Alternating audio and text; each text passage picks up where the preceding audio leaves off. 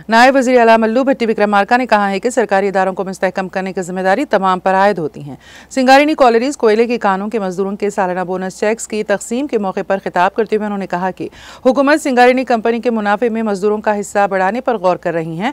उन्होंने कहा कि कंपनी के मुनाफे के बारे में पिछली हुकूमतों की तरह हक़ाइक़ छुपाए नहीं गए हैं। उन्होंने मजदूरों को मशवरा दिया है कि वो कानों से कोयला निकालने के अखराजात को कम करने की कोशिश करें ताकि मुनाफे में अपना हिस्सा बढ़ा सकें।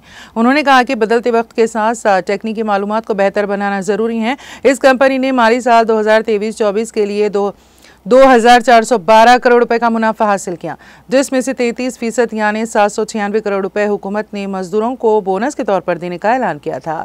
हर मजदूर को पिछले साल की निस्बत इस साल 20,000 रुपए ज्यादा बोनस दिया गया।